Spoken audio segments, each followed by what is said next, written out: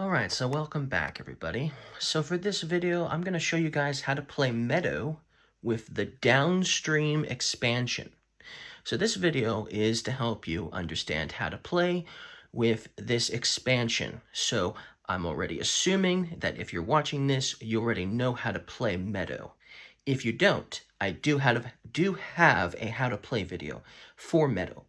But if you have already played Meadow or you know how to play Meadow, then this video might be for you if you don't know how to play with the downstream expansion as of yet. Now, I will say that I don't have it set up perfectly because this campfire should be here, but I don't have that much table space. So this is just how it's going to have to be.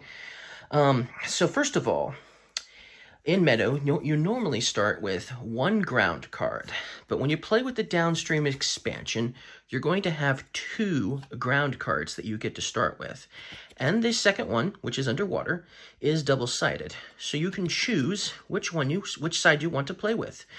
And the reason why you'd want to choose is because you might want to play certain cards, and you might need certain icons. So you might need this icon over here, but you also might need two of these icons. Or maybe you're playing with this side and you want these two icons, for example. But yes, these are the two ground cards you're going to start with. And you're still only are limited to being able to play 10 ground cards, okay? And the ground cards are usually in the east deck. So that's still the same there. So anyways, there's also going to be a new pathway notch that you can play with. So instead of having just, 5 actions in a 2 or 3 player game, you're going to have 6 actions per round with this little extra pathway notch. But this pathway notch can't go onto your base game board. It can only go into these notches here in the river area and take these cards here, as if you were playing the base game. So it can only go in these locations. You also notice there's no number or question mark. So if I was to put it here, I can take any of these 2 cards. If I put it here, I can only take this card. If I put it over here, I can take these 3 cards. If I put it here, I can take these 2. And if I put it over here, I can take only that one. Okay? So that's just to help you get those. But what's really interesting is while this one can only go here, your question mark pathway notch can still go on your campfire. It can still go on your base game board, and it can also go in the river as well and take cards and play a card, just like you would normally do if you were taking a card from the base game and then playing a card into your Meadow.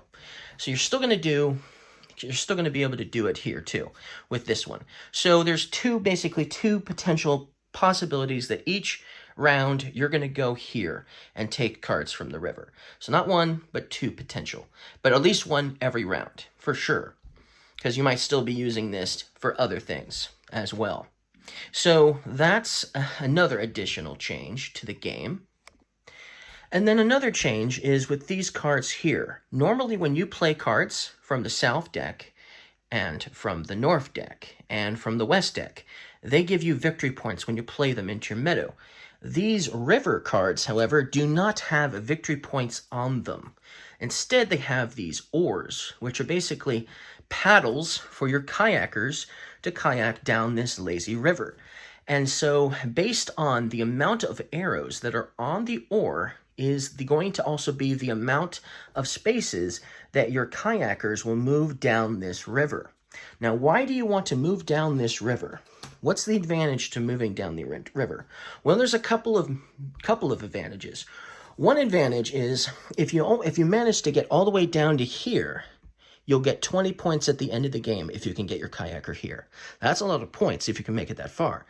If you make it this far, you can get 17. If you make it this far, you can get 13. If you make it this far, you can get 10. If you go this far, you get 8 points. If you make it this far here, which is here, if you make it this far, you get 5 points. And if you make it this far, you only get 3 points. Okay? So you'll get some extra victory points if you're going down the lazy river. And if you're really working on it hard, you might get yourself an extra 20 points. doing that. But there's a second advantage to going down the lazy river, and that is you're going to come across these little piers, basically, or signs on the river here, and they give you extra actions that you can take during your course of the river. Now remember, you're going to be able to travel down the river when you play cards like this into your meadow. Okay, so you might be able to get this card, but it's only going to be until you play this card that you're going to move your kayaker down the river. Okay, now there is going to also be some cards here that you can add to the east, south, west, and north deck that you'll add to the game, and some of them will also have paddles on them or oars on them that have arrows and that also allow your kayakers to go down the river. See, 3 of them here for the east deck and 2 of them have those little extra oars on them, but the other one doesn't. But it has an additional bonus. It has 2 types of grounds on it instead. For instance, there's also these cards for the west deck.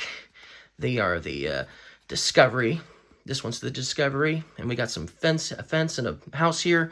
They just give you extra victory points. There's no oars on them, okay?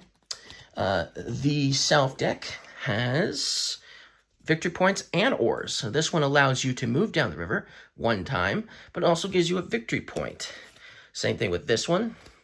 Same thing with this one. So they all do that, and there's 3 of them that you might come across in the South deck that do that. And then there's also 3 more for the North deck that have victory points on them, and 2 of them also have the oars on them as well.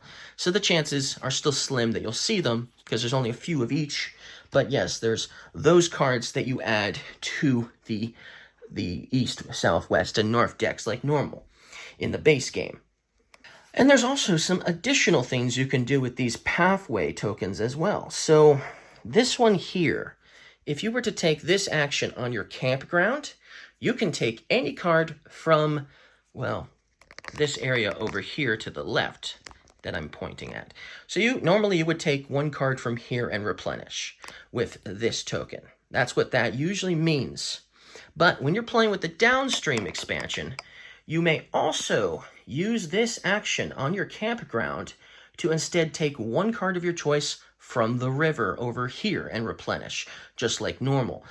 But just like with the base game over here, if you take a card with this action, okay, if you take a card with this action, you're not going to be playing a card into your meadow on the same turn that you do this. So that's the same. Also, if you were to take this action here, you can still look at 3 cards from the east deck, 3 cards from the south deck, or 3 cards from the west deck, or 3 cards from the north deck, and then take a card of your choice of the 3, putting the rest back on the bottom of the deck like normal in the base game. But you can also look at 3 cards from the river deck over there, which is here, and look at 3 of them and take 1, putting the other 2 on the bottom of the deck. So this can be used for this over here as well. So that's another additional change for the downstream expansion that you might do. Also, it's hard to see, but you'll get these waterfall tokens that will go on your camp board between these 2 rocks here. And when this round marker passes from here to here, what you're going to do is you're going to discard all of the cards that are here in the river and you'll replenish. And you'll do that twice because there's another token over here. Now, when this round marker goes from here to here, it's only affecting the south cards that are on the base game over here, okay?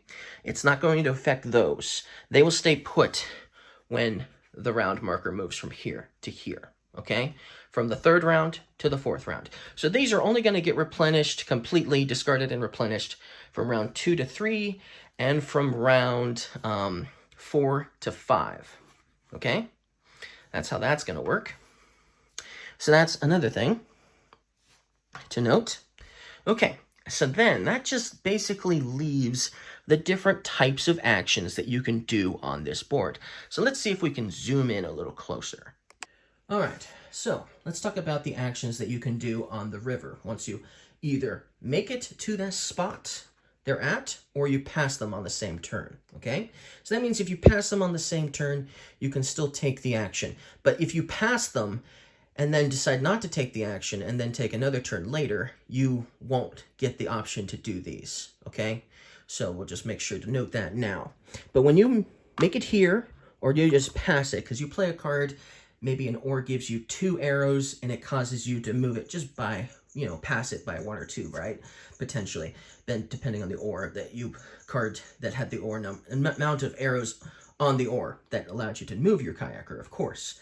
But yes, if you don't have to land on that spot exactly, perfectly, in order to take any of these actions. But if you make it to this one, you're going to either get to draw a card from the river deck or draw a card from the east deck. So an additional way of getting cards. Just the east deck or the river deck. So it gives you some options when you reach that location. When your kayaker reaches here, you can either take a road token, or you can discard a card from your hand, and then you get to take 2 cards from any of the decks. You can take 2 cards from the east deck, 2 cards from the south deck, 2 cards from the west deck, 2 cards from the north deck, or 2 cards from the river deck. Either or is fine. I mean, either is fine. But only 2, and they have to be from the same deck, okay? But yeah, you can take 2. So this is a really good one because it's really hard to get cards in Meadow. Usually you just get 1 at a time, and this one's letting you get 2 cards at the same time. What a deal. But it does mean you're discarding a card to do this if you decide to take this action. Still, it might be worth it because maybe you do have 1 card that you got that you thought you were going to use but didn't, or don't think you will. So this could come in handy when you get to finally reach this location. All right, so in order to explain the next actions, one also needs to decide which path you're going to take. So now we're at a crossroads here where we can only take 2 paths. We can take a path, but only 2 paths, and the paths determine the actions that we can take. So if we were to decide to take the long path and we were to go here, that action allows us to take 1 card from either the base game area or the river, okay? 1 card, and add it to our hand. That's what that means, okay? If you are to go here, you get a beaver card, which are all the same card. They're all worth the same amount of points. They're all going to move your kayak up by 1, and they all have that fence icon, okay? They're basically all the same. But yes, you can take a beaver card if you go here, okay? So that's what that means. If you land here, you get a road token, or pass there for that matter, right? You can get a road token, and you'll get that regardless of which path you decide to take. However, if you take this path, then you're going to get to potentially place out an additional token here that gives you an additional 3 points. However, you need to satisfy 2 of these conditions. Now, these icons here are always going to be random of what they could be here, but these are not. So you're always going to need either the triangle and whatever this icon happens to be, which is the fish, or you're going to need a triangle and this icon here that's currently the wolf, okay? So if I had the wolf and the triangle, I'd get to put my 3-point token at this location here. But if I didn't have that, but only had the fish and the triangle, then I could put my token here as well. And there's 4 locations there. That means that other players can also put their token there and get points too. But I will say this, there's only like 7 of these triangle cards, 7 or 8 triangle cards in the whole game. So it's still unlikely you'll have this by that point, maybe. So if you do happen to find a card that has a triangle on it, you better make sure you get it and play it as soon as you possibly can so you can get the extra 3 points. Otherwise, maybe going the short route isn't the best idea, and taking the longer path around getting the beaver card and getting to take this action instead might be the better position for taking actions. And then we have the final 2 locations that you can take of the bonus actions that you can get. If you manage to get here, you get to take one of these sunset cards, which are still basically landscape cards like normal, except if you're the first person here, this one is worth 4 points, while the one is below it is going to be worth less points, okay? So there's 4 here, and they go down by 1 point each. So if you're the first person that arrives here, then you can get this nice landscape card worth 4 points, which is pretty nice, okay? Which is called a sunset card. That's why they go there, only there. And then if you reach here, then you get a bonus play. You get to play 1 card into your meadow as a bonus, an additional bonus action. Nice. That's a nice one if you can make it there. At least there. That'd be awesome. But yes, that's pretty cool. So that's all of the different types of actions that you can take. And so there's only one other thing to talk about. All right, and so the last final thing I thought I'd mention is when you play a river card, some of them are going to have these fish icons on them. And in this case, this one is a ground card, and so it would be placed like normal in its normal spot, as if it was another ground card. And that means that the river deck will contain ground cards only as well. So it's going to contain the cards that give you victory points, but it's also going to contain some of these cards that would normally only be in the East deck, but they are also in the river deck as well, mixed in with the cards that give you victory points and stuff like that. So, but I will mention this. All of the fish icons all of the fish icons that aren't ground cards, that have a list of requirements, normally when you play Meadow, you can place a card on any of the chosen locations that meet that criteria of the card. So in this case, there's 2 water ones, 2 water ground ones, and then there's a rock ground card.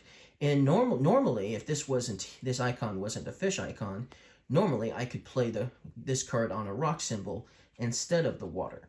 But because it is a fish, you'll notice there's even a little reminder here. If it's a fish, it must be placed on a card that has this icon, this ground icon, okay, which is water. It has to be placed in water. So it can't be placed here if it met the requirements. It would have to still be placed in one of these locations if I had that equation, okay? I mean, I still have to have this rock to play it, of course, but you get the point. Fish must go in water. That also means that if you play a card here, okay, let's say for some odd reason this card is here because I was able to meet requirements even though it doesn't work that way. As an example, I couldn't put this card on top of this one because now it's no longer on water. So it has to go directly onto a water spot perfectly. So I just thought I'd make sure to mention that extra just in case, we don't want any confusion in playing fish. But yes, I think that's everything you need to know in order to play with the downstream expansion from Meadow. Thank you guys for watching. I hope this helps. Bye.